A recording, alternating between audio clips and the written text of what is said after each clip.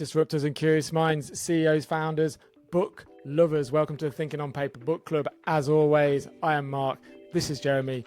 We're closing in on the end of Irreducible by Federico Faggin. What have we learned so far? We've learned that the universe is conscious, that the existing way that we look at the universe and everything in it is wrong. And Federico has designed a blueprint for how we should think about it. And essentially it combines spiritualism and quantum mechanics into a new, what does he call it? Quantum information-based panpsychism. Today we're on chapter 10, the nature of the seity. And good news people, we are not digital and finite. We are vastness, potentially beyond all limits. I know it with certainty in my innermost being because I have experienced it. But the description of a pure state with words is impossible because a pure state is not reproducible. And thus words will never be able to capture the full meaning intimately disclosed by a sentient experience. We all have already experienced this limitation, and physics is also telling us this much. Jeremy, the nature of the seity. So just a quick reminder, everybody, that what we're about to discuss, and at the last few chapters, if you've been following along, we've been tiptoeing deeper into the unknown, deeper into he said seity. Wow, he said consciousness unit. And the thing to remember, this guy designed and produced the first microprocessor. So we got to give him a little bit of leeway as he explores these more ethereal components, because it doesn't make him right. It doesn't make him right, but it gives him a little bit of credibility with this, because without him we would not be doing this book club. I disagree with that, because I think if the universe is conscious and the universe is creative, then one of those conscious units would have merged with another conscious unit, created a seity, and that seity would have come to the similar conclusions that Federico Faggin did back in the 70s and designed the first microprocessor. That sounds very deterministic, Mark. I highly disagree with that. There are many thinkers who would like us to believe that we are just machines and that it will be possible to create machines that are smarter than us. But are those machines willing to capture and incarnate seities? If a computer can pull a seity into itself, then all bets are off. But since computers are made of purely classical pieces and parts, and we are classical and quantum, maybe that saves everybody from that future nightmare. For the time being. For the time being. All right, so as I dove into this, Mark, a couple of notes that I have here. Defining things limits the magic. New laws equal more constraints. So this has been a theme in the book. Like, we as humans want to basically measure and quantify everything, and we can't. Because we don't have the signal reading ability sometimes. And I'll give you a prime example of this. So just because we can't hear a sound that happens below 20 hertz doesn't mean the sound's not there. We just don't have the machine, the protocol, the process sounds below 20 hertz and that sounds above 20,000 hertz. Does not mean it is not part of the universe. He touches on many worlds theories. He speaks about the ego, and this is not Freud, ladies and gentlemen. This is something entirely different. The vibrational universe. Before you get into it, I'm going to read a seity. The definition, not the definition, because he says that definitions can't really define, but in my model, a seity is a reality that goes beyond all categories and all definitions. A seity cannot be defined in the same way that a machine can be, since its properties, namely consciousness, identity, free will agency, and creativity, are inseparable and do not have sharp boundaries. We have already discovered with quantum physics that reality goes far beyond the one described by classical physics, though we are still struggling to understand, as you said. The seity. The seity. So, seity in many worlds. Let's start there. So, yes. Seities can create different worlds. That's a quote from the book here. Seities can create different worlds. We know the many worlds theory, many worlds interpretation. This observation creates this reality, and there are millions of other observations that could create other realities upon realities upon realities. He uses an interesting example of Euclidean geometry, illustrate this idea of like the multiple worlds that seities could create. I wrote this down as I was running through this. You have the world that is operating based on a certain axiom, a certain truth. And then you have the opposite of that. I believe in the world that I'm seeing. I don't believe in the world that I'm seeing, but somehow the seities create just two other options, which I thought was like really weird. I believe in this axiom defining this world. I don't believe it. There's option number 1, option number 2, and then 2 more adventurous options created by the Seity. Now, did you read that as like Seities can create just 2 options of worlds? Seities can create many different worlds which are all interconnected and exist one inside the other. Their fundamental connections are determined by the universal language created by the first level Seities, the CUs, the conscious units. This is the world that contains all other worlds, the language from which all other languages have emerged, and through which one, as we learnt last week, one is everything. That is the universe, the universal one. I'm sure you have your own interpretations of what that means. And one can explore every possibility of knowing itself. And then he speaks about your axioms. Seities who choose to explore the undecidable hypothesis of it, if it were true, adding it as a new axiom to the pre-existing ones. The second world contains the Seities that choose to explore the undecidable hypothesis in the negative. Thus, a portion of the Seities decides to reject the undecidable axiom, while 2 other groups choose to explore 2 new and logically far less secure worlds. Why to answer 2? your question. Why 2?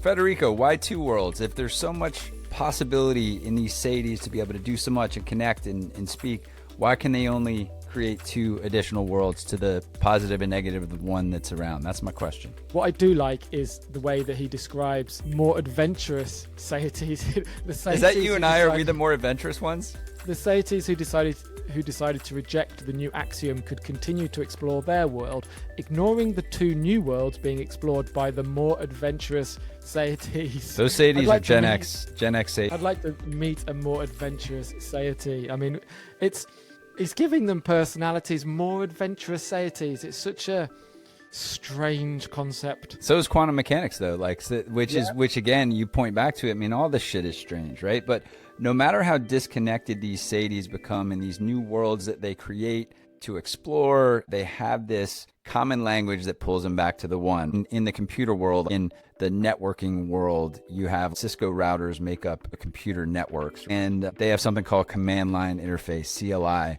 that is this ultimate basic programming language that allows literally any Cisco router to be communicated with using this. So similar analogy, the Seities have a command line interface that only Seities understand. No matter how far they go, no matter how weird they adventure out into these different worlds, they always have a loop back in. That's how I understood that. I don't know, You almost made me snot on that one. That was funny. This one bit, it is important to note that the Seities who explore these insecure worlds may lose their connection with the world of fundamental indisputable values because they may not realize how many undecidable axioms they have taken as true or false. I don't want to even comment on this because it's so ludicrous. I mean, these alternative worlds where these Seities have gone based on an axiom that may or may not be true, creating this other world, is that where the quantum computers are solving their puzzles? I don't know. It's almost like there's just interdependency between these little actions and decisions, kind of butterfly effecty. You jump into this new world, you do this one thing, it has cascading effects down the line and down the line and down the line based on I went with this axiom or that axiom or this new axiom or this one that I created. And before you know it, you're spun around going, where the hell am I? At least that's what the Seity's saying. I'm personifying the Seity again. A less enterprising Seity, I feel like, today. Oh my gosh. How does this world work? So to get an idea of how this world might work, let's try to imagine a large square with hundreds of people and animals that emit perceptible vibrations like sounds. Vibrations are abstract symbols, whereas sounds are the qualia that bring meaning to each entity, Seity. The vibrations produced by the various participants spread throughout the square and can be perceived by all present. This creates a vibration sphere, an objective and shared physical reality in which all the information produced by the various entities is accessible to each of them. And then he gives an example of Bob and Alice conversing. The vibe sphere, baby. The vibe sphere. Holy cow. The symbols are the vibrations of the air. Okay, so the symbols are the vibrations of the air produced by the larynx of one that are captured by the hearing of the other. Hearing is extremely sophisticated because it allows the listener to select with free will certain frequencies and convert them into symbols of interest while ignoring all others. Our kids do that all the time. When we give them directions, they choose to mute out that frequency sometimes. They do. People in political debates automatically reduce those frequencies. All right, so we got this square. It's a nice illustration. There's things interacting. As you talk, you change the molecules in the air. You change how they vibrate. There's the symbolic to semantic thing that makes a whole lot of sense. There's this giant field of interaction. Kind of makes sense. And then there's a note here too. The entire universe, as we extrapolate out from that example, is an ensemble of communicating seities. Okay. I start thinking about other things that sound similar to this that are already out there. Is this like the Carl Jung collective unconscious thing? It's like very similar to what he's talking about here. He doesn't use the term seities or anything, but there's this interconnected knowing. Yeah, okay, go deep on that, Jeremy. Help me understand. I mean, I'm not an expert in Carl Jung by any stretch, but it's exactly what he's talking about here.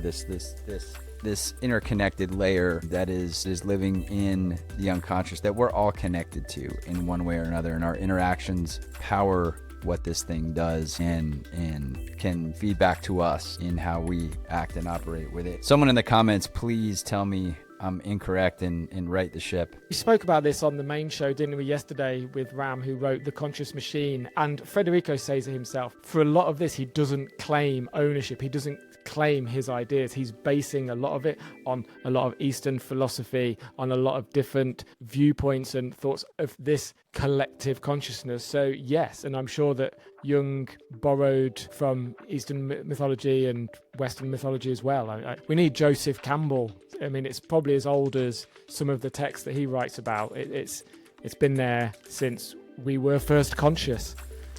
There was one note too. Let's see. It could also be said that at each instant there is only one objective reality because the seity chooses which portion of the same reality it wishes to observe. So the only objective reality out there is really the present moment, the now that you and I are experiencing. Planck moments. Yeah. Let's measure the Planck constant. Let's go from Planck moments to quantum Freud. Oh yeah. Yep. Let's go. Quantum Freud. Freud. You gotta trademark that. That's money, man. Quantum Freud. It is reasonable to think that the identification of the ego with the body is not a coincidence, but is chosen by the seities to be able to make authentic and deeply felt free will choices that could not occur if they thought they were part of a simulation. The severity of the identification varies, and when the ego only pays attention to the live symbols produced by the body, the ego could completely isolate himself from the seity. What the hell does he mean? Dude, I totally got this. So ego was sprinkled in and introduced so we wouldn't be careless with our interactions. Imagine when your kids aren't yet, but when kids are playing online video games with multiple different people and they're in an environment and they see an avatar of them. I see an avatar, they're bouncing around and they're interacting in this environment or this game, whatever it is.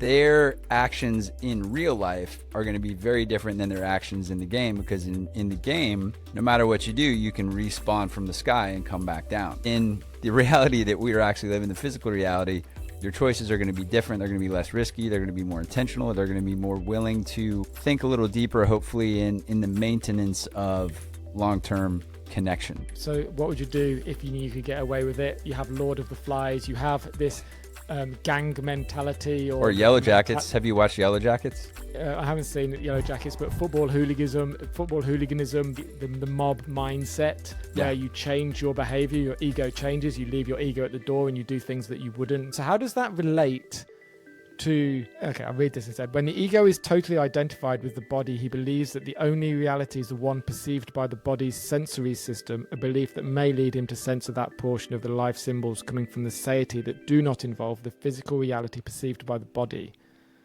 Okay, is that what you were alluding to? Yeah, so when the ego's in charge, it's like, oh, this is all there is, and I'm this, and there's nothing deeper than that, and it makes sense because meditation and sensory deprivation tanks and all of these other ways to practice present moment, mindfulness, the whole 9 yards, those result in the reduction of ego. And what he's saying, as the ego reduces, knowledge and awareness of the seity and the bigger picture increases. One thing from reading this, let's imagine for a moment that everything that Federico Faggin says in Irreducible is actually how the universe works, then meditation becomes even more valuable than it ever was, because it allows you to influence the seity. It allows you to influence the quantum field. And as the other thing we said at chapter 1, every time a thought pops into your head, it may be the wave function collapsing. Meditation gives you the tools to slow that down, which is pretty mad. It is. It really is. Let's go Kafka.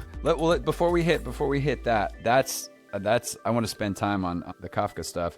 But let's roll to just real quick. He leans back and mentions robots and AIs. Or robots, he says, are controllable only by classical symbols. But there's a lot of people that think AI eventually will be conscious. Kevin Kelly being one of them, pretty sharp dude. So the missing link to robots and AI is the seity.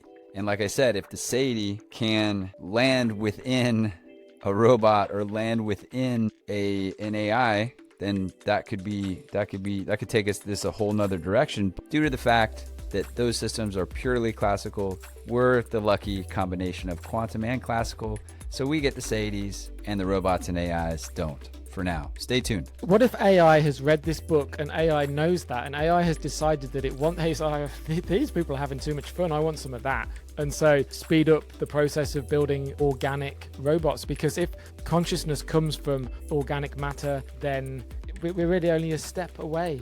Consciousness doesn't come from organic matter. No, but consciousness is fundamental, meaning it's before organic matter, I think. Yeah, so chips and silicon can't be conscious. You just have to make our robots from flesh and blood. If the book we are reading does not wake us up like a fist hammering on our skull, why are we reading it? What we need are those books that deeply disturb us. A book must be like an ice axe that breaks the sea of ice that is inside us. Franz Kafka in a letter to Oscar Pollock in 1904. If we consider that reality has two aspects, one inner and one outer, just like we experience, we can overcome the interpretive difficulties and the prejudices prevent us from understanding quantum physics. And this is how things become clear. Little did Kafka know in 1904 he was writing the mantra for the Thinking on Paper book clubs. Thank you, Franz Kafka. Appreciate your work. We'll credit you every time we use it. Books should make you feel weird. Books should mess up your mind a little bit. Books should push you out of your current belief system into the possibility of other thoughts and ideas. I feel weird reading books like this. No, not always, but books like this, like what we're trying to do with books, expand our knowledge, awareness, dare I say wisdom. But there's some books where you just want to walk through a great story, right? And you gotta have those as well. Well, hey, shortcut. If you guys are only listening to this one single moment of this book or of this book club, all you have to do to understand all of this is grasp that inner semantic is quantum and outer symbolic is classical. If you take away nothing from this book, this is the shortcut. This is the TikTok video. This is the mic drop moment. Inner semantic is quantum. Outer symbolic is classical. If you understand that, then you can start tiptoeing into seities and consciousness units and all of that stuff. And that, ladies and gentlemen, I think is the end of chapter 10 of Irreducible. We are running the gauntlet. We are 2 chapters away from the end, from a new book, which we will let you know soon. But as we say every week, remember, ladies and gentlemen, book lovers, that you are conscious, regardless of whether you believe Federico Faggin, regardless of whether you think the universe is conscious or that is just a load of nonsense. You are conscious. You have the gift. So the only question you have to ask yourself is, what are you going to do with it today? Now. Answers in the comments, ladies and gentlemen. Tell us what you're doing. Tell us how you're wielding your consciousness. And we'll see you next week. Thinking on paper.xyz. All the stuff's there. Be curious. Stay disruptive. Keep thinking on paper.